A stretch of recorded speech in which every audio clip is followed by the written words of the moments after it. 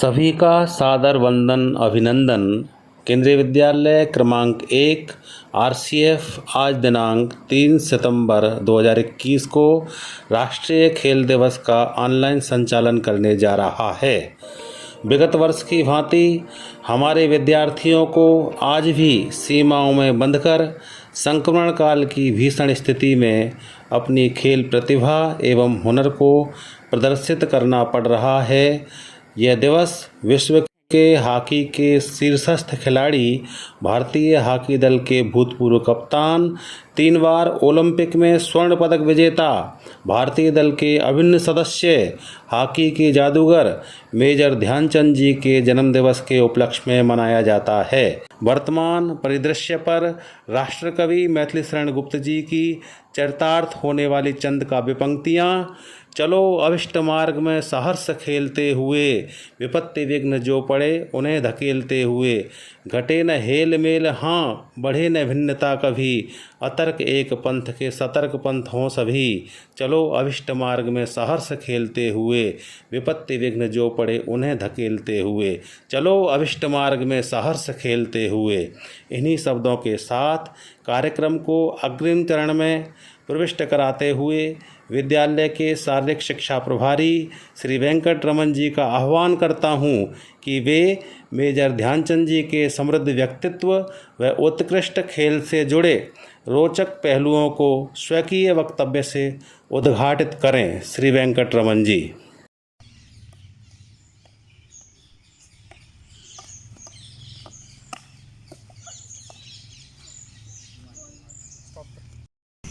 कुछ इस कदर गोलों की बारिश बरसाई है, खिलाफ शामत टीमों की आई है।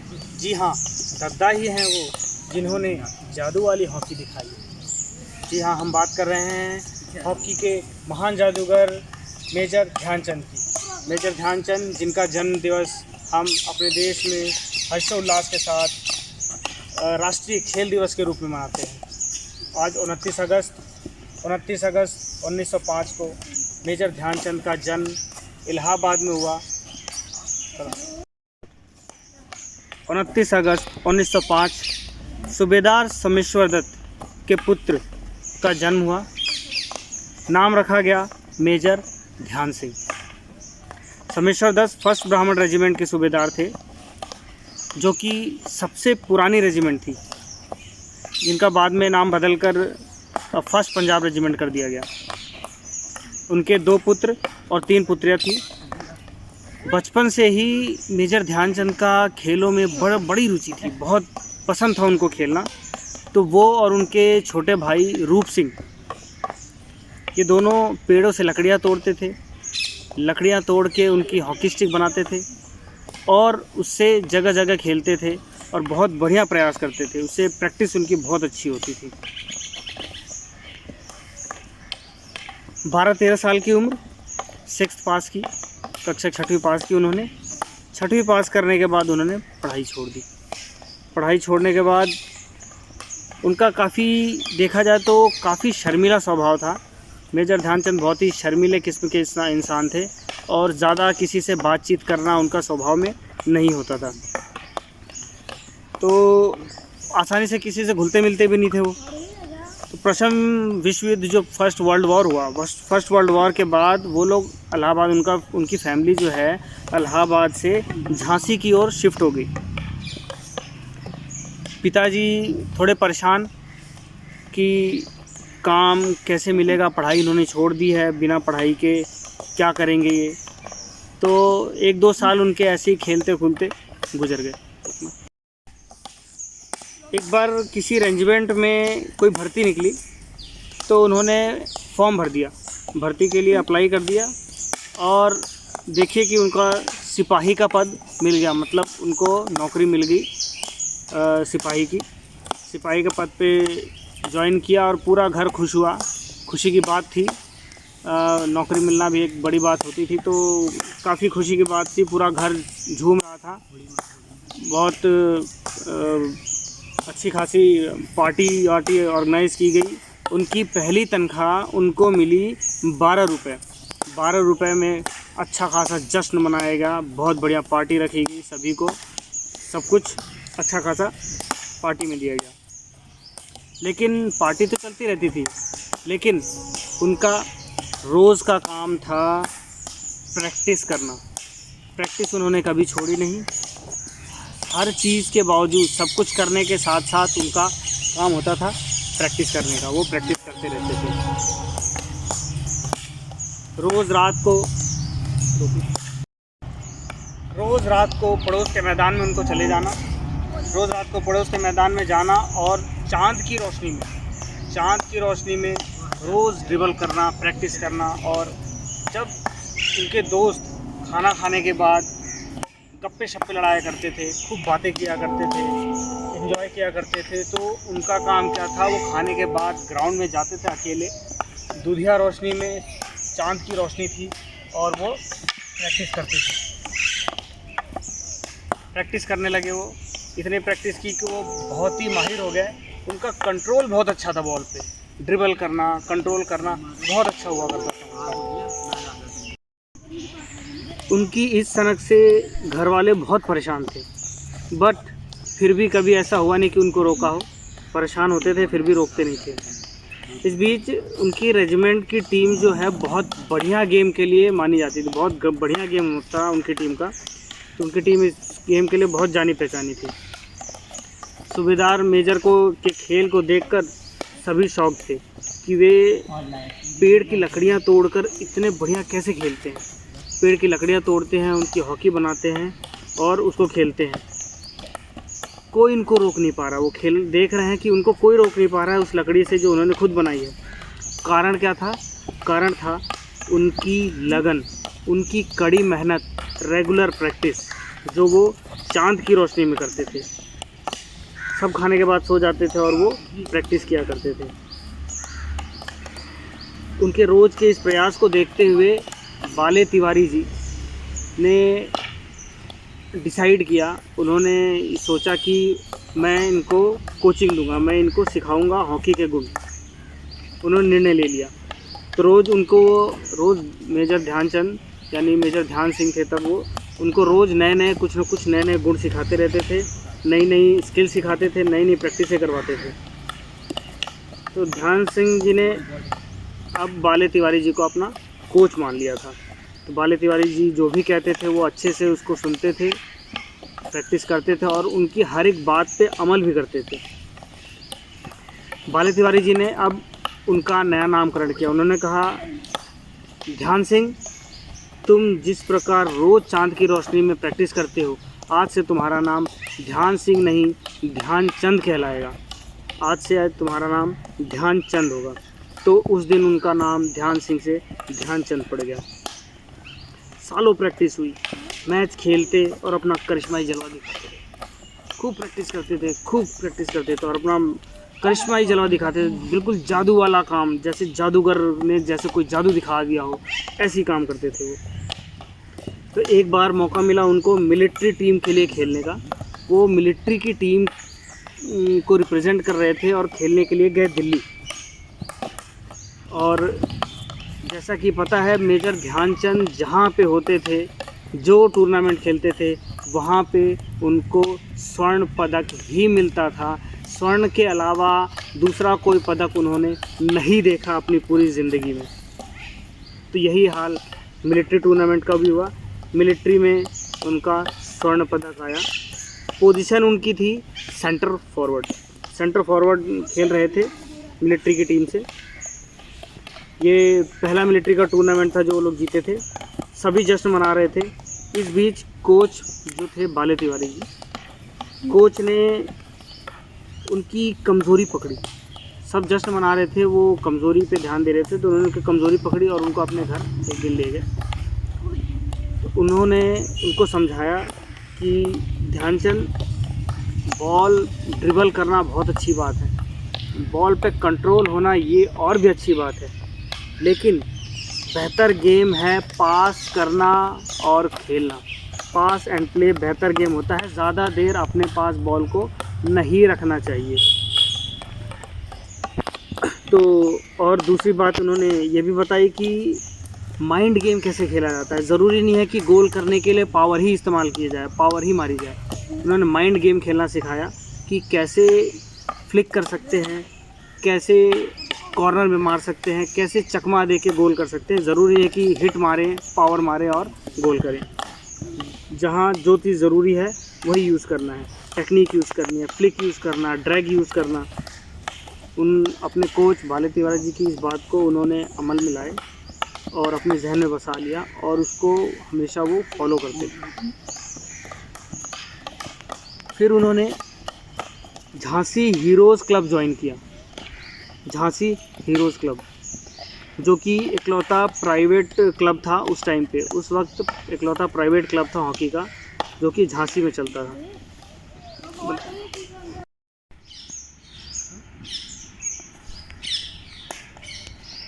देश में ज़ोर शोर से ओलंपिक्स की तैयारी चल रही थी, ओलंपिक्स 1924।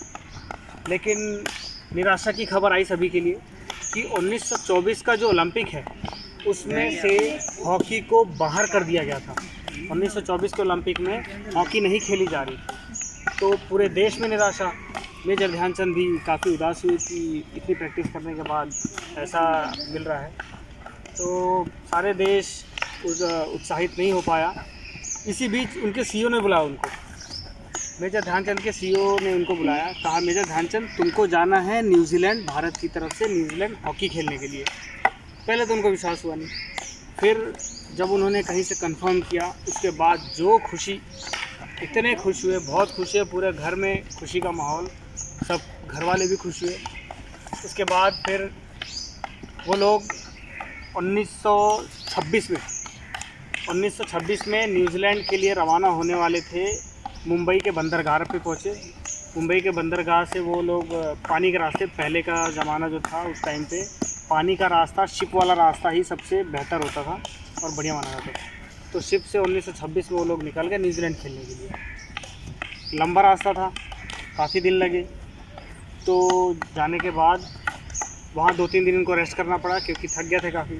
2-3 दिन रेस्ट करने के बाद उनकी टीम ने, यानी भारत की टीम ने कुल 13 मैच खेले। और आपको आश्चर्य होगा ये जानकर कि उन 13 मैच में भारत ने 192 यानी 192 गोल किए। 192 गोल अपने आप में एक मिसाल है। बहुत बड़ी बात है कि केवल 13 मैच में 192 गोल करना। अब कोई आश्चर्य की बात नहीं होगी जब आपको ये पता लगे कि उन 192 गोल में से मेजर ध्यानचंद ने अपने गोलों की सेंचुरी पूरी की, यानी 192 में से 100 गोल तो केवल ध्यानचंद जी के थे। तो ये थी उनकी बहुत बड़ी उपलब्धि। वहाँ से खेल के आए, भव्य स्वागत हुआ। भाई अच्छा खासा रिकॉर्ड बना के आ रहे हैं, अच्छी खासी जीत हासिल करके आ रहे हैं। अब आगे चलते हैं। तगड़ी जीत के बाद मेजर ध्यानचंद हीरो बन के उभरे। पूरे देश में एक हीरो की तरह नाम हुआ उनका। और जब वापस आए तो उनको सिपाही से लांस नायक बना दिया गया, मतलब उनकी रैंक इम्प्रूव कर दी गई, रैंक बढ़ा दी गई। बहुत बढ़िया प्रदर्शन करके आए थे, सेंचुरी मार के आए थे, तो एक बड़ी बात थी। उसके बाद फिर आगे हम 1926 में ही जो पहली फेडरेशन बनी ग्वालियर में, हॉकी की पहली फेडरेशन ग्वालियर में बनी। और इंडियन फेडरेशन जो ग्वालियर में बनी, उन्होंने बहुत प्रयास किया। सबसे पहले तो काफ़ी प्रयास किया कि हॉकी को दोबारा से ओलंपिक में लाया जाए। तो 1928 में जो ओलंपिक होना था उसमें दोबारा से हॉकी को शामिल कर लिया गया। तो अब 1928 में जो ओलंपिक होना था वो होना था एम्स्टर्डम में। एम्स्टर्डम ओलंपिक के नाम से जाना जाता है वो। और उसके बाद फिर, या ये कहना गलत नहीं होगा, कह सकते हैं कि ओलंपिक में अगर हॉकी को दोबारा लाया गया तो उसके पीछे सिर्फ भारत था, मतलब भारत का हाथ था। भारत ने ही वापस ओलंपिक में हॉकी को लेके आए हैं। उसके बाद इस बीच क्या हुआ कि बंगाल एसोसिएशन ने inter provincial hockey match tournament organise किया। और उस टूर्नामेंट में आर्मी ने क्या डिसाइड किया कि कोई भी आर्मी की टीम खेलने नहीं जाएगी। जब ये डिसाइड हुआ तो भाई ध्यानचंद जी खिलाड़ी और आर्मी की तरफ से खेलते थे, मिलिट्री की तरफ से खेलते थे। उन्होंने बड़ा दुख हुआ, उनको बहुत दुखी हुए, बहुत निराशा हुई काफ़ी लोगों को निराशा हाथ लगी, लेकिन फिर वो बहुत झुझला से गए। जब झुझला गए तो उनको एक ऑफ़र आया यूपी की टीम से खेलने का। उसी इंटर प्रोविंशियल टूर्नामेंट में यूपी की टीम से मेजर ध्यानचंद की एंट्री हुई। और फिर जैसा पहले बताया मैंने कि जहाँ मेजर ध्यानचंद है वहाँ स्वर्ण के अलावा कुछ और था ही नहीं, मतलब स्वर्ण पदक के अलावा कुछ और उन्होंने देखा भी नहीं। तो यूपी की एंट्री हुई, यूपी की टीम से उन्होंने खेला और गोल्ड मेडल यूपी का आया, गोल्ड जीता उन्होंने।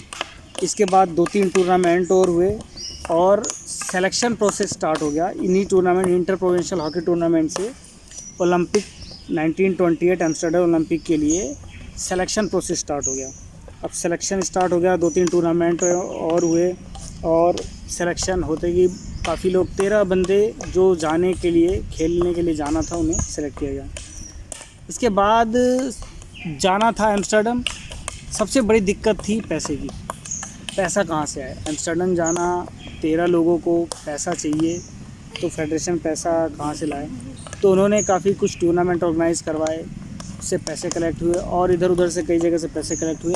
फिर भी क्या हुआ, उनसे केवल 11 लोगों का ही इतना ही पैसा इकट्ठा हो पाया कि 11 लोग ही जा सकते हैं, क्योंकि वहाँ जाना, रहना, पीना, खाना, सब खर्चा वहाँ लगता है, देना पड़ता है, तो वो सब चाहिए था। तो केवल 11 लोगों के लिए इकट्ठा हो पाया, बाकी 2 लोग अभी भी बाकी रह गए कि बाकी 2 लोगों के लिए पैसा कहाँ से आएगा। फिर इस बुरी कंडीशन में, इस गरीबी की कंडीशन में बंगाल हॉकी एसोसिएशन सामने आया।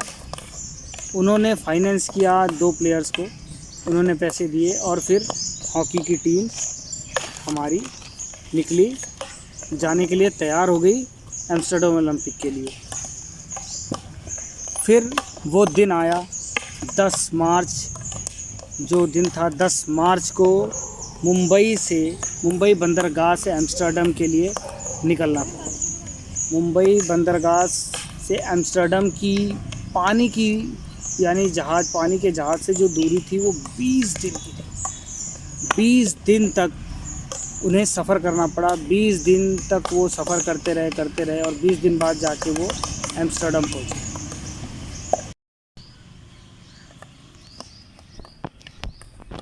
और फिर वो दिन आया 17 मई से पहला टूर्नामेंट स्टार्ट होना था। पहला मैच जो था 17 मई को था। इससे पहले काफ़ी मैच खेले गए और प्रैक्टिस के तौर पे वो सारे मैच भारत ने यूँ जीत लिए, बड़ी आसानी से जीत लिए। इसके बाद मैच खेलते गए, मैच स्टार्ट हुआ 17 मई को, पहला मैच जीत गए, दूसरा मैच जीत गए, तीसरा मैच जीत गए। फिर 1928 में जो 26 मई की तारीख, स्वर्णिम इतिहास का दिन, 26 मई की तारीख, उस दिन भारत का मैच होना था हॉलैंड की टीम से फाइनल। कंडीशन भारत की कुछ ऐसी थी कि काफ़ी ज़्यादा प्लेयर जो थे वो बीमार थे, बहुत सारे प्लेयर बीमार थे। इवन जो हमारे मेजर ध्यानचंद जी थे उनको भी 103 डिग्री फ़ारेनहीट का बुखार था। मैनेजर साहब आए, बोले ध्यानचंद देख लो, बाकी काफ़ी सारे प्लेयर्स हैं हमारे जो बीमार हैं और तुम्हें खुद को बुखार है, तो देख लो क्या करना। तो ध्यानचंद जी का कितना सुंदर जवाब, इतना बढ़िया जवाब। ध्यानचंद जी ने क्या कहा कि सर, मैं एक फ़ौजी हूँ, फ़ौजी ज़रूरत पड़ने पर अपने जान की बाजी लगा देता है और हम अपने देश के लिए ये मैच खेलेंगे और ना सिर्फ खेलेंगे तो बल्कि और गोल्ड मेडल भी लेकर आएंगे, अपने देश को समर्पित करेंगे गोल्ड मेडल। और हुआ कुछ ऐसा ही। फाइनल मैच 26 मई का स्वर्णिम दिन। फ़र्क सिर्फ इतना हुआ कि गोल का अंतराल कम हो गया, यानी 0 के मुकाबले 3 गोल से फाइनल मैच जीता इन्होंने। पहली बार भारत का ओलंपिक में गोल्ड मेडल आया और वो मेजर ध्यानचंद की बदौलत आया। 26 मई 2028 बहुत ही अच्छा दिन, बहुत ही जाना माना दिन। ये दिन स्वर्णिम इतिहास में लिखा गया। फिर वहाँ से जब वो लोग आए, फिर से मुंबई के बंदरगाह पर आए। तो मुंबई के बंदरगाह पर आए तो वहाँ पर उनका भव्य स्वागत हुआ, बहुत ज़ोरदार स्वागत हुआ और माला वाला सब कुछ बहुत अच्छे से उनका स्वागत किया गया। उसके बाद जब वापस आए वो तो अपने घर गए। घर जाने के बाद जीत का किस्सा सुनाया अपने घर वालों को। घर वाले सुनकर काफ़ी उत्साहित हुए और फिर उन्होंने बटालियन ज्वाइन कर ली। बटालियन चले गए। फिर वहाँ देखा जो झांसी हीरोज़ क्लब था, उनके भाई रूप सिंह ने भी वो झांसी हीरोज़ क्लब को ज्वाइन किया और मेजर ध्यानचंद के अंडर में ही, मेजर ध्यानचंद की अंडर में उन्होंने सीखना शुरू किया उनके साथ। अब उनके साथ वो सीखना शुरू कर चुके हैं। अच्छा प्रैक्टिस करते थे, काफ़ी प्रैक्टिस करते थे। अब उनकी नज़र थी 1932 में होने वाले लॉस एंजल्स में होने वाले अगले ओलंपिक पर। पूरे देश की नज़रें थी और उनका खुद का ध्यान उस पर था कि हम अब अगले ओलंपिक में कैसे जाएंगे, कैसे जीतेंगे। तो उसकी टीम का सिलेक्शन करना, तैयारी करना, प्रिपरेशन करना, ये उनका ध्यान था। अब फिर से वो बात आ गई अगले ओलंपिक की, तो फिर से बात हुई कि चलो भाई जाना है। लेकिन इस बार क्या था कि डिस्टेंस डबल थी। पहले ओलंपिक से जो डिस्टेंस ये हो गई थी डबल लॉस एंजल्स, यानी जितने में वहाँ से होके वापस आ गए थे उतना केवल इनको जाने में लगना था। फिर पैसे की दिक्कत, भाई पैसे कहाँ से आए, पैसे नहीं थे। फिर क्योंकि टीम अच्छी थी पहले की तरह, तो इन्होंने क्या किया कि लोन लिया। पंजाब नेशनल बैंक ने इनको लोन दिया, बहुत अच्छा। फिर भी लोन देने के बाद भी फिर भी कुछ पैसे कम पड़ रहे थे कि कैसे होगा, क्योंकि डिस्टेंस ज़्यादा थी, डबल थी, पैसे कम थे। तो इस कंडीशन में फिर से संकट मोचक बन के आया Bengal hockey association. Bengal hockey association संकट मोचक बन के आया। उन्होंने फिर से फाइनेंस किया और उन्होंने पैसे दिए, तब जाके हमारी टीम दोबारा से अगले ओलंपिक के लिए जो लॉस एंजल्स में हो रखा गई। फिर से वही प्रोसीजर, गए बंदरगाह पे, मुंबई पे। बंदरगाह से शिप पकड़ी। शिप से लॉस एंजल्स पहुंचने में, पानी के रास्ते से पहुंचने में उनको लग गए 42 दिन, 42 डेज़ इन जर्नी ओनली। 42 दिन यूएस पहुंचने में लग गए, लॉस एंजल्स में। फिर वहाँ पे भी वही चीज़, मेजर ध्यानचंद ने भैया गोल्ड मेडल से नीचे तो देखा ही नहीं। तो वहाँ के फाइनल हुआ, ओलंपिक में फ़ाइनल हुआ उनका यूएस से, यानी होस्ट टीम से। तो यूएस की टीम से उनकी जो यूएस की जो हालत हुई वो एक वर्ल्ड रिकॉर्ड के नाम पे दर्ज कर दी गई उस टाइम। यानी फ़ाइनल में भारत ने यूएस को 24 गोल से हराया, 24 गोल से हराया भारत ने यूएस को। और ये नया वर्ल्ड रिकॉर्ड क्रिएट कर दिया गया उस टाइम पे। नया वर्ल्ड रिकॉर्ड क्रिएट हो गया जो भारत की तरफ से था।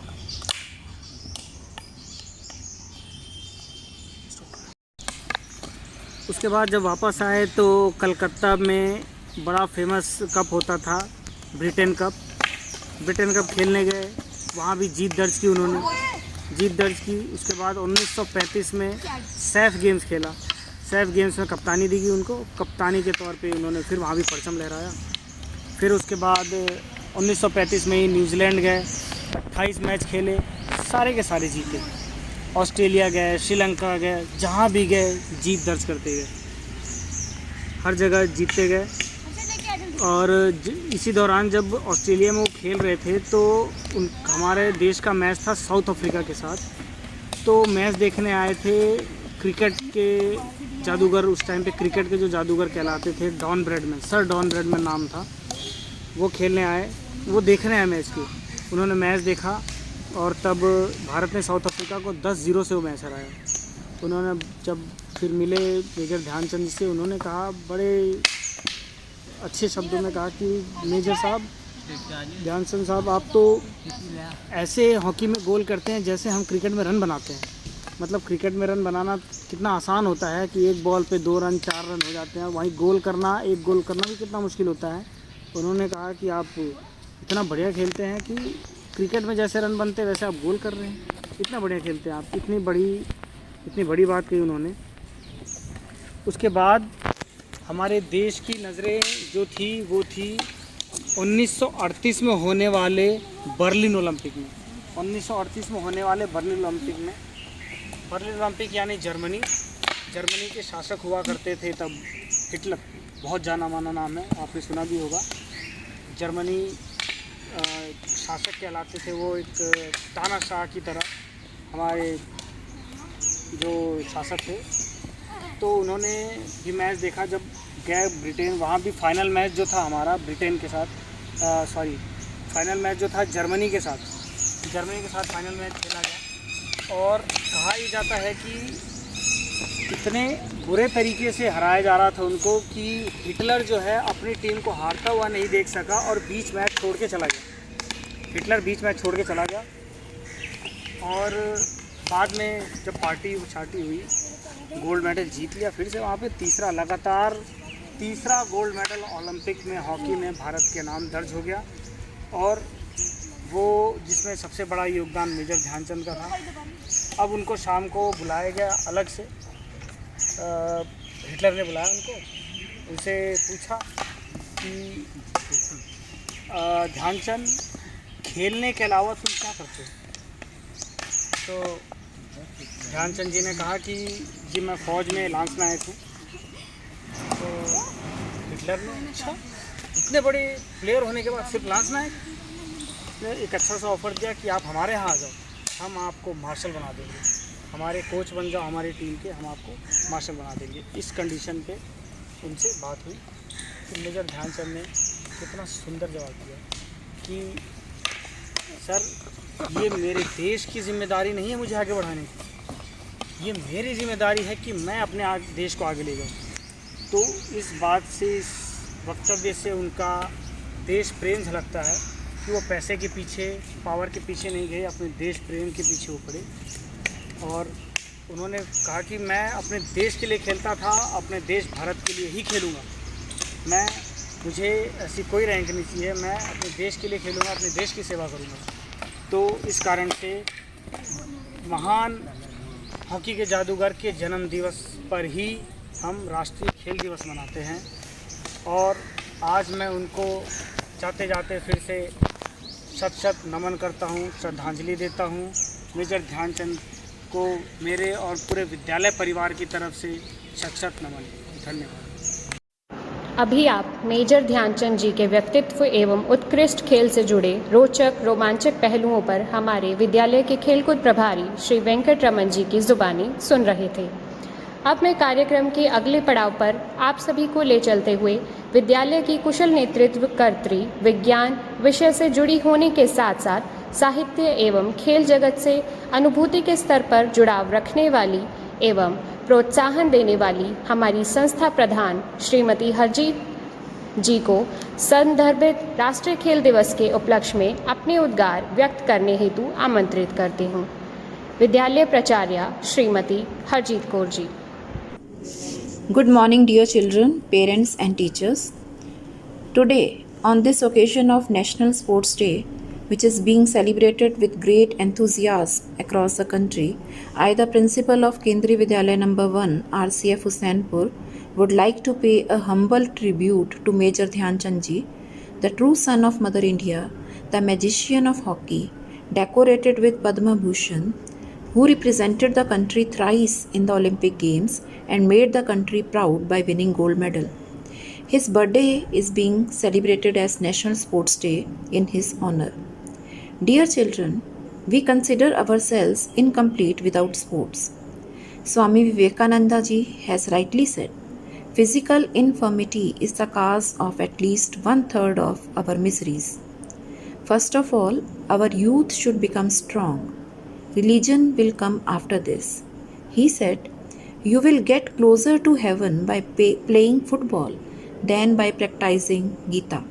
You will understand Gita better when your wrists and arms are stronger. When the amount of energy in your blood increases, then you will begin to understand immense power of Lord Shri Krishna.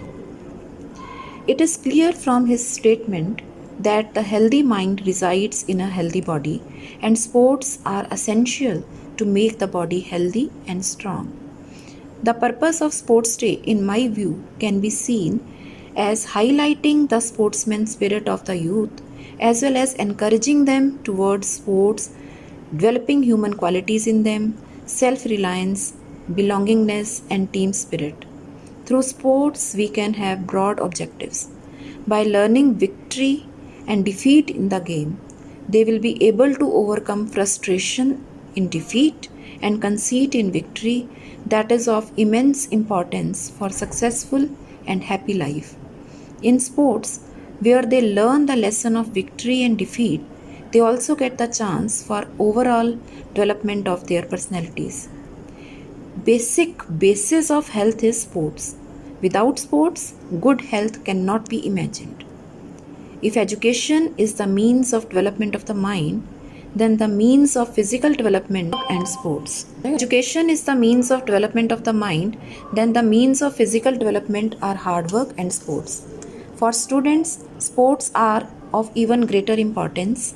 In addition to their sports period, they like to play by taking out a few moments during the meal intake. If education is the means of development of the mind, then the means of physical development are hard work and sports. For students, sports are of even greater importance.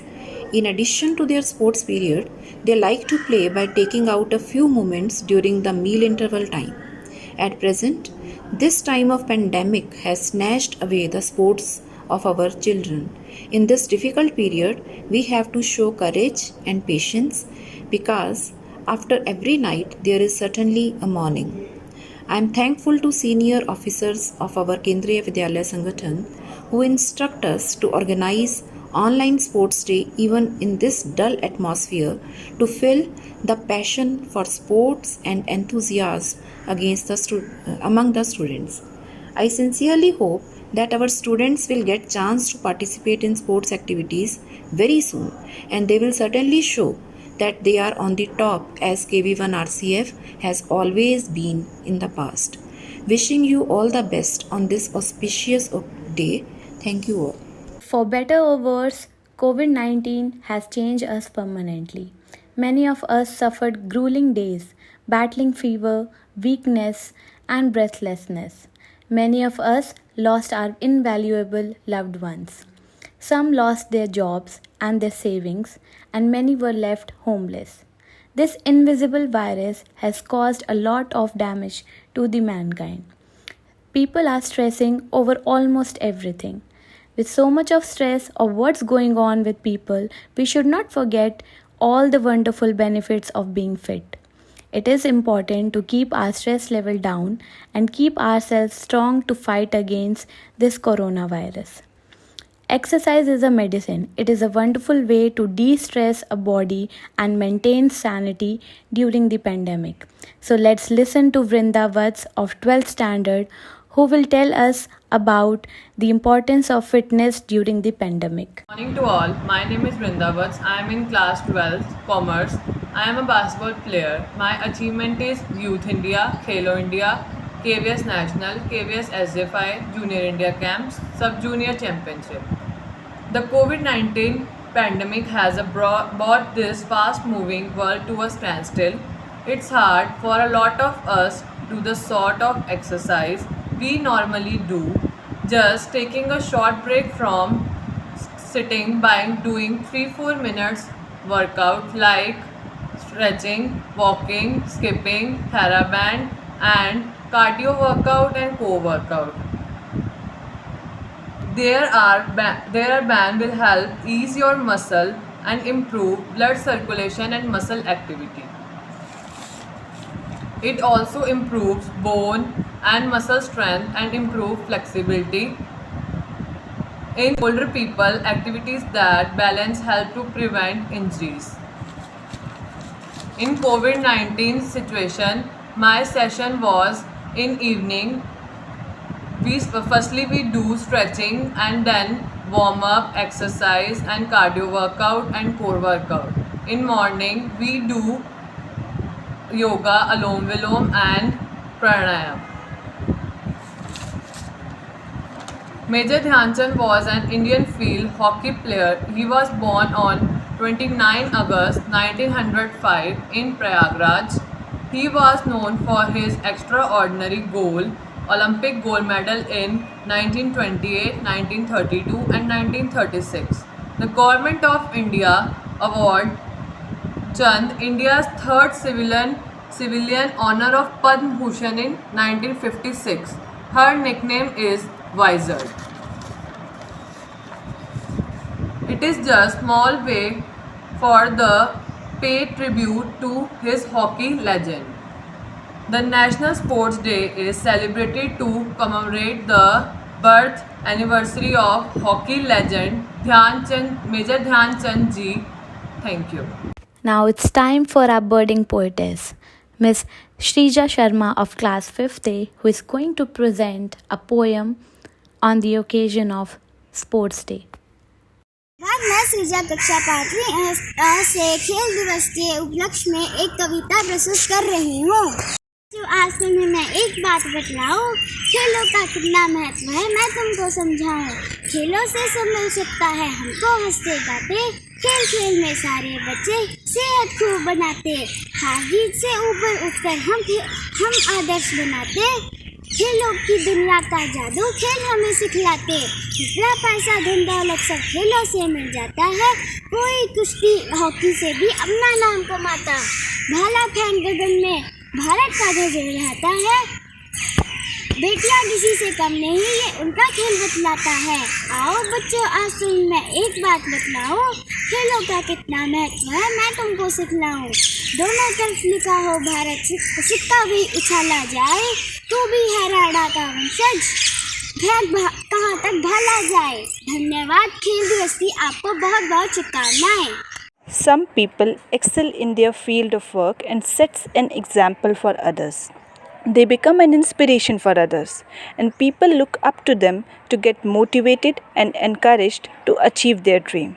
Now, we will hear some inspirational sports personalities who have left and are still leaving impressions on others to achieve their dream. Name of these achievers and our guest sports personalities are Mr. V.R. Raghunath, former Indian hockey player and Arjun awardee; Mr. Ram Kumar, sports officer RCF and Dhyan Chand awardee; Miss Harsimran, basketball player, SAF Games gold medalist; Mr. Sukhdev, basketball coach in RCF; and Mr. Mohammad Asim, RCF hockey coach. Hi everyone, I'm Raghunath here, Arjun Awardee, former Indian hockey player. Wishing everyone National Sports Day. This National Sports Day is celebrated in name of Dhyan Chand being a legend in hockey, winning several gold medals in Olympics.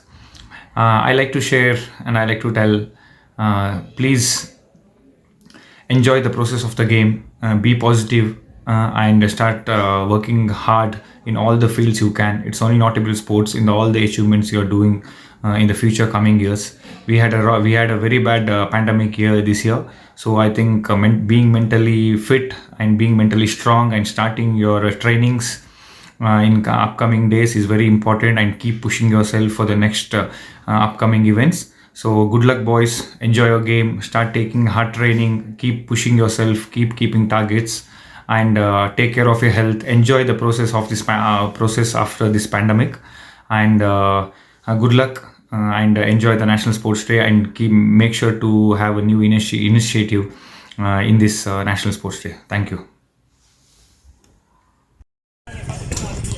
National sports day हम सभी के लिए एक बहुत ही महत्वपूर्ण दिन है, और जैसा कि हम सभी जानते हैं कि मेजर ध्यानचंद जी, जिनको कि हॉकी के जादूगर की उपाधि मिली हुई थी, और जिन्होंने ओलंपिक्स में भारत को गोल्ड मेडल दिलवाए, और वहाँ सभी लोगों की नज़रों में वो एक बिल्कुल हीरो की तरह से रहे हैं, और उनको देख के बहुत से लोगों ने भी प्रेरणा ली, और हमारे देश की हॉकी टीम लगातार कई सालों तक चैंपियन रही। तो उनकी जन्मतिथि 29 अगस्त को है, और उसको हम स्पोर्ट्स डे के तौर पर मनाते हैं। स्पोर्ट्स का हम सभी के जीवन में बहुत महत्व है, ख़ास करके बच्चों में, क्योंकि उनको शारीरिक व्यायाम की भी ज़रूरत है पढ़ाई के साथ साथ। सिर्फ वो बैठकर आजकल ख़ास करके आज के टाइम में, जबकि सब ऑनलाइन पढ़ाई हो रही है, उनको जाने आने का कहीं टाइम नहीं मिल रहा है, तो उनकी जो फिज़िकल एक्टिविटीज़ है वो बिल्कुल बंद होती जा रही हैं। तो उसके लिए ख़ास तौर से स्पोर्ट्स के करने के लिए टाइम निकालना पड़ेगा और वो कुछ समय अपने आप को फिज़िकल फिटनेस लेते हैं। खेलने जब जाते हैं तो ऐसा नहीं कि सिर्फ हमारी भाग दौड़ होती है, फिज़िकल फिटनेस ही होती है, वो मेंटल फिटनेस भी जब फ्रेशनेस आ जाती है जब बाहर निकलते हैं, दौड़ते भागते हैं। तो उसके अलावा सोशल इम्प्रूवमेंट भी बच्चों का होता है, जबकि वो जाते हैं, एक दूसरे से मिलते हैं, कैसे लोगों से बात करनी, व्यवहार करना है, वो सब चीज़ें सीखते हैं। अपने कोचेस की और बड़ों की किस तरह से जो भी बात माननी, डिसिप्लिन एक बच्चों में आता है, उसमें डिसिप्लिन सीखने को कि जो आप गेम खेलते हैं, कोई भी इवेंट करते हैं, उसके रूल्स रेगुलेशंस होते हैं, उनको फॉलो जब हम करते हैं तो एक डिसिप्लिन सीखने को हमें स्पोर्ट्स के ज़रिए मिलता है। बहुत सारे फ़ायदे इसके स्पोर्ट्स के हैं और स्पोर्ट्स डे जो है बहुत बड़े रूप में हमारे देश में मनाया जाता है। 29 अगस्त को स्पोर्ट्स डे के दिन ही राष्ट्रपति भवन में जो नेशनल अवार्ड्स हैं वो दिए जाते हैं। मेरी ज़िंदगी में बहुत अहमियत रखता है इस बात को, क्योंकि मुझे भी 29 अगस्त 2003 को ध्यानचंद अवार्ड वहाँ राष्ट्रपति भवन में लेने का मौका मिला था।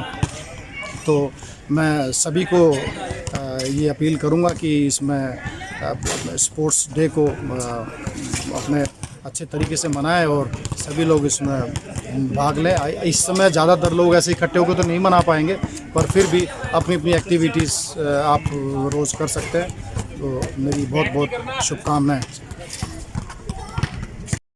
Hey everyone, I'm Harsimran Kaur and I'm a professional basketball player, and today we all are celebrating National Sports Day, and on this day the hockey legend Major Dhyan Chand was born.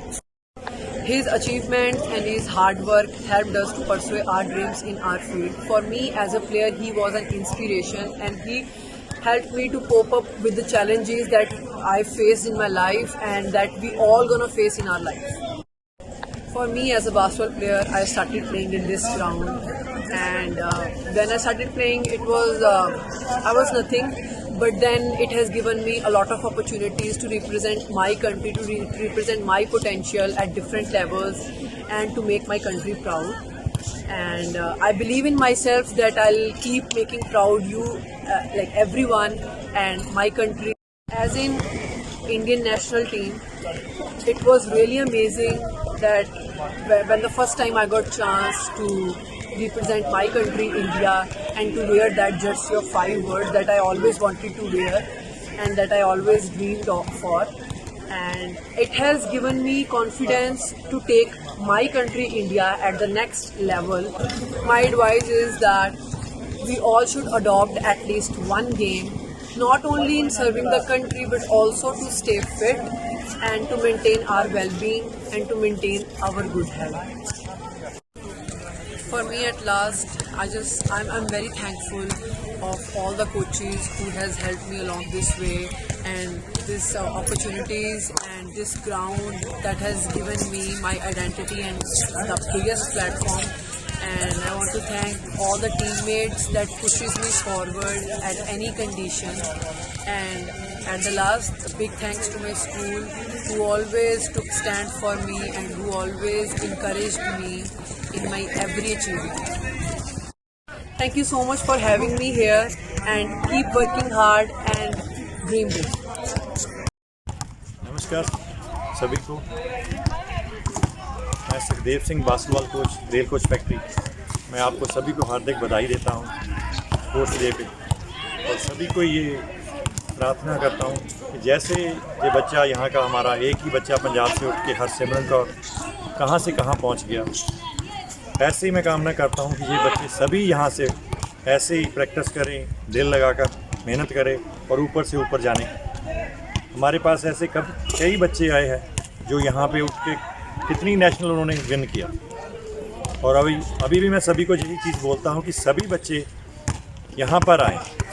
मैं उनको practice कराने के लिए हर time सुबह भी और शाम को भी मैं तैयार रहता हूँ। बच्चे जब भी आएंगे मैं उनको प्रैक्टिस देने के लिए तैयार है, लेकिन बच्चों का एक गोल होना चाहिए, एक मोटो होना चाहिए। जैसे एक मोटो बना रखा था सिमरन ने कि मैंने ये चीज़ खेलनी है, मैंने ये खेलनी है। उसके बाद ये अच्छे बच्चे और भी है मेरे पास खेलते हैं। हरसिमरन की बहन है, अर्श है, आरती है, अवनीत थी, वृंदा है। वो बच्चे चले गए थोड़े, थोड़ी स्टडी का उनके था, लेकिन मैं सोचता हूँ कि अगर स्पोर्ट्स में टच रहेंगे तो आप बहुत अच्छा आगे जाके पढ़ेंगे भी। अगर आप एक ही चीज़ में सोचेंगे कि ओनली स्टडी करेंगे, स्टडी के साथ साथ गेम भी बहुत ज़रूरी है, और जितनी गेम के साथ ही आप स्टडी कर सकते हैं उससे अच्छा कोई चीज़ नहीं है। आपको स्पोर्ट्स इतनी चीज़ सिखाती है कि आप कहीं भी बाहर जाएं आपको पता लगता है कि जो स्पोर्ट्समैन है कैसे किसी से बात कर सकता है, कैसे किससे मिल सकता है, ये चीज़ है ना। और आपको स्पोर्ट्स डे की सभी को अगेन शुभकामनाएं। ठीक है सर। मैं Mohammad Asim hockey coach boys and girls, मैं रेल कोच फैक्ट्री आरसीएफ का रहने वाला हूँ। यहाँ आज स्पोर्ट्स डे है, इस खुशी में मैं सभी को हॉकी शुभकामनाएं देता हूँ बच्चों को। और आज के बच्चे जो है आज के दिन को काफ़ी दिनों से इंतज़ार करते हैं कि यह स्पोर्ट्स डे है। स्पोर्ट्स डे वाले दिन होता क्या है कि हर बच्चों को मोटिवेट करना चाहिए कि हर स्पोर्ट्स के अंदर हर गेम में आपको ज़्यादा से ज़्यादा बच्चे आएँ उस दिन, आज के दिन, और आज के दिन आकर के यहाँ पे गेम करें। हमारे पास काफ़ी अच्छी फैसिलिटीज़ है आरसीएफ के अंदर। बास्केटबॉल कोर्ट हमारे पास है, एस्ट्रोटर्फ हमारे पास है, गोल्फ ग्राउंड हमारे इंटरनेशनल गोल्फ ग्राउंड है, क्रिकेट इंटरनेशनल ग्राउंड हमारे पास है।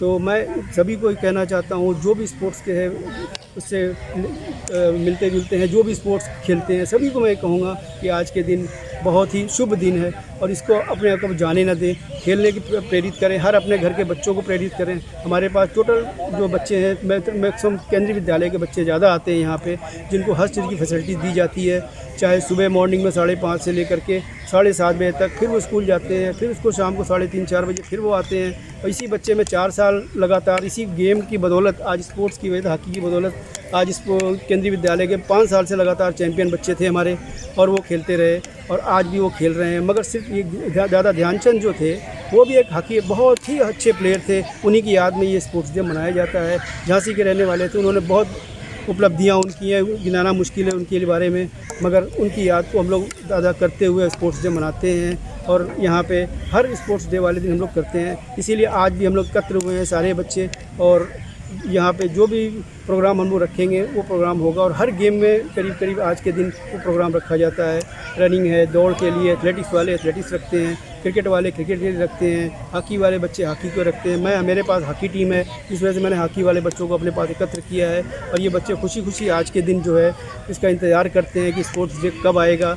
और हमारे sports officer mister Ram Kumar ji भी जो अर्जुनवाड़ी हैं, और उन्होंने भी बहुत ज़्यादा यहाँ पे प्रेरित किया है बच्चों को। हर चीज़ से कोई भी चीज़ होती है उसके बारे में वो बताते हैं आकर के, और स्पोर्ट्स डे को बहुत खुशियों से मनाया जाता है इस चीज़ के लिए। मैं अब यही कहना चाहूँगा कि जाते जाते मैं स्पोर्ट्स डे की आप सभी को शुभकामनाएं देता हूँ, और ये कहता हूँ कि हर साल स्पोर्ट्स डे में आप लोग भी आगे बढ़ चढ़ कर हिस्सा लें। Thank you. हमारा अहोभाग्य है कि हम केंद्रीय विद्यालय संगठन जैसे श्रेष्ठ संस्थान से जुड़े हैं। इस संस्थान की विचारधारा निस्वार्थ रूप से केंद्रीय विद्यालय में प्रवेश लेने वाले अबोध बच्चों की जीवन शैली में अपेक्षित सुधार कर उन्हें सकारात्मक एवं ऊर्जावान बनाना है। हमारे संगठन का मुख्य ध्येय भारत के भविष्य के कर्णधारों का सर्वांगीण विकास कर उन्हें प्रबुद्ध नागरिक बनाना है, ताकि समस्त देशवासियों का अखंड भारत का सपना पूरा हो सके। इसके लिए हमारे संगठन द्वारा अनेक शैक्षिक तथा सह शैक्षिक क्रियाकलापों की रूपरेखा तैयार की जाती है और उन्हें समस्त केंद्रीय विद्यालयों में जमीनी स्तर पर बड़े ही योजनाबद्ध ढंग से करवाया जाता है। फिट इंडिया मूवमेंट हो या स्वस्थ बच्चे स्वस्थ भारत, प्लॉगिंग रन या प्रत्येक वर्ष लगभग प्रत्येक विद्यालयों में लगने वाले खेल प्रशिक्षण शिविर, इन क्रियाकलापों का एक अहम हिस्सा मात्र हैं। हमारे विद्यालय केंद्रीय विद्यालय क्रमांक 1 हुसैनपुर में इन तमाम क्रियाकलापों को प्राचार्य श्रीमती हरजीत कौर जी की देखरेख में बड़ी ही तत्परता के साथ करवाया जाता है। इनके द्वारा विद्यार्थियों को शारीरिक एवं मानसिक रूप से स्वस्थ अनुशासित बनाने के साथ साथ कठिन एवं चुनौती भरी परिस्थितियों का सहर्ष सामना करने के लिए तैयार किया जाता है। पूर्व में ली गई छाया प्रतियों के माध्यम से इन क्रियाकलापों की एक स्वर्णिम झलक आपके लिए प्रस्तुत करने का एक छोटा सा प्रयास हमारे द्वारा यहाँ किया गया है। केंद्रीय विद्यालय आरसीएफ संख्या 1 में विद्यार्थियों के खेल कूद अभ्यास व प्रशिक्षण पर विशेष बल दिया जाता है। खेलकूद विद्यार्थी जीवन का एक अभिन्न और अनिवार्य अंग है जो विद्यार्थियों के सर्वांगीण विकास के लिए अति आवश्यक है। खेल विद्यार्थियों को शारीरिक और मानसिक रूप से बलशाली बनाता है। हमारे विद्यालय में अलग अलग खेलों के लिए मैदान और सभी तरह की खेल सामग्री विद्यार्थियों के लिए उपलब्ध है, जिनमें से कुछ की एक बानगी आपके समक्ष प्रस्तुत है। विद्यालय की खो-खो टीम को हमारे पीटी सर व्यायाम करवाते हुए ये इनकी दिनचर्या का एक हिस्सा है। हमारी हॉकी टीम अभ्यास करती है। बहुत गर्व महसूस होता है आपको ये बताते हुए कि पिछले 3 वर्षों से KVS नेहरू कप का नेतृत्व RCF नंबर